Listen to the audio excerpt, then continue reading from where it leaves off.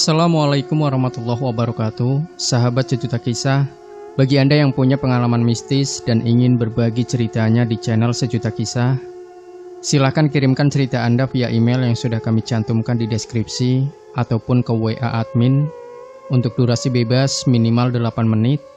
Dan buat yang malas ngetik, boleh gunakan voice note untuk berbagi cerita pengalaman mistis Anda. Yuk langsung saja kita ke cerita.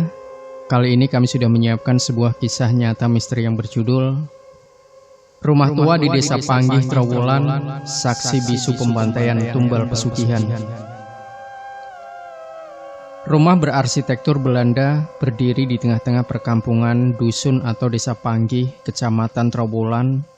Bekas tempat tinggal seorang tuan tanah itu konon menjadi saksi bisu pembantaian puluhan orang yang menjadi tumbal pesugihan.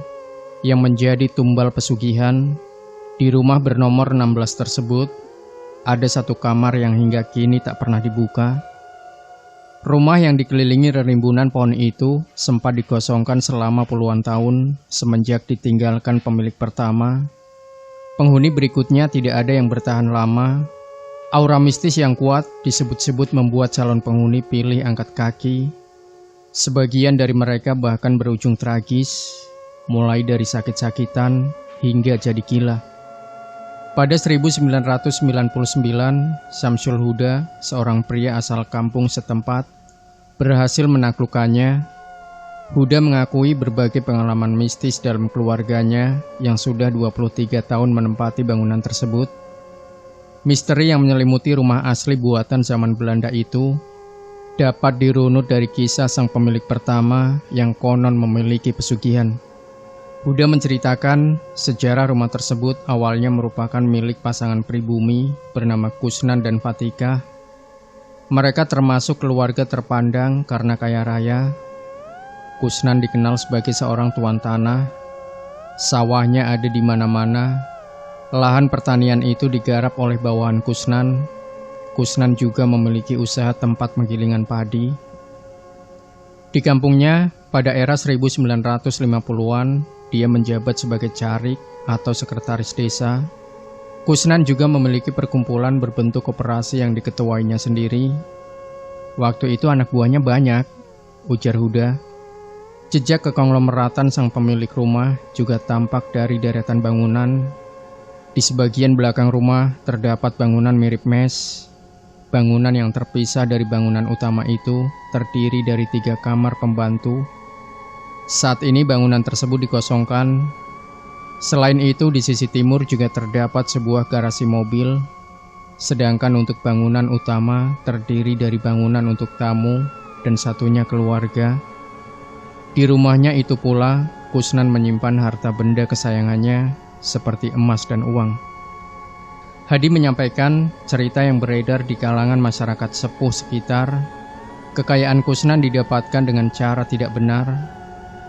Kusnan disebut melakukan pesugihan dan perjanjian dengan makhluk halus sehingga hartanya melimpah. Ada ritual kesaktian dan pesugihan, ungkapnya. Diyakini pula anak buah Kusnan melakukan pembantaian terhadap puluhan orang untuk tumbal pesugihan. Mereka dibunuh dan dikubur di garasi mobil. Huda menyebut kisah itu dituturkan oleh para sesepuh kampung. Kalau ceritanya ada 26 orang yang dibunuh, kita juga tidak tahu pasti, terangnya.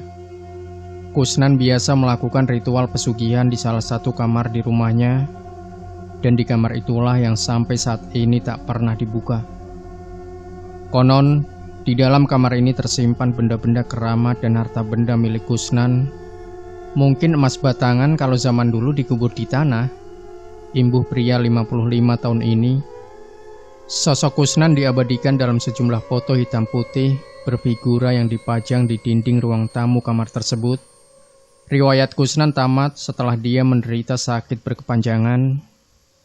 Dia meninggal diduga karena mengingkari janji dengan makhluk halus.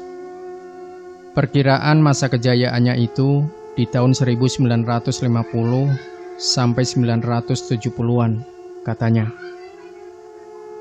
Sepeninggalnya Kusnan, rumah tersebut dihuni oleh Fatika bersama anak-anaknya. Namun tak lama kemudian mereka pindah. sebab kerap terjadi aksi percobaan pencurian lantaran banyak yang mengincar harta benda kusnan. Ada cerita mereka sembunyi di loteng rumah sehingga selamat, jelasnya. Di medio 1970-an itulah rumah tersebut mulai dikosongkan. Di salah satu kamar yang dulu ditinggali Pasutri itu, terdapat sebuah kalender dinding tahun 1978. Tahun itulah yang dimungkinkan terakhir keluarga tersebut tinggal. Huda menyebut sepeninggalnya pemilik pertama, beberapa orang sempat mencoba meninggali rumah, namun semuanya tidak ada yang bertahan. Ada yang meninggal, ada yang gila, akhirnya kosong. Yang terakhir yayasan dan pindah juga setelah beberapa bulan, ungkapnya. Hingga akhirnya pada tahun 1999, Huda yang mulanya merantau ditawari tinggal di rumah tersebut. Dan hingga 13 tahun berselang, dia dan keluarganya bertahan di rumah tersebut, bahkan hingga memiliki 5 orang anak. Huda menjelaskan pengalaman mistis yang banyak dialami istrinya. Dari dalam kamar bekas ritual, kerap muncul suara tangisan seorang perempuan yang diduga merupakan jelmaan Fatikah. Selama puluhan tahun, kamar tersebut sampai sekarang tidak bisa dibuka, kuncinya hilang entah kemana. Huda mengaku sempat beberapa kali memanggil tukang kunci, namun tak ada yang berhasil membuka. Mau dijebol juga eman. Yang jelas ini tidak pernah dibuka, papar dia. Selain itu, anak-anaknya juga kerap melihat sosok genderuwo hingga pocong. Kendati terus dihantui, namun keluarga Huda bertahan hingga kini.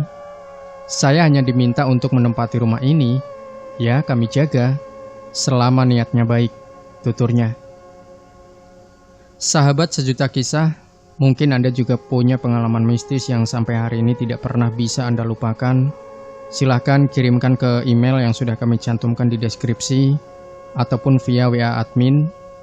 Saya tunggu cerita dari Anda, durasi bebas. Jangan lupa tinggalkan komentar, like, share video ini, subscribe channel Sejuta Kisah, dan kembali nantikan cerita terbaru dari kami. Sampai jumpa. Wassalamualaikum warahmatullahi wabarakatuh.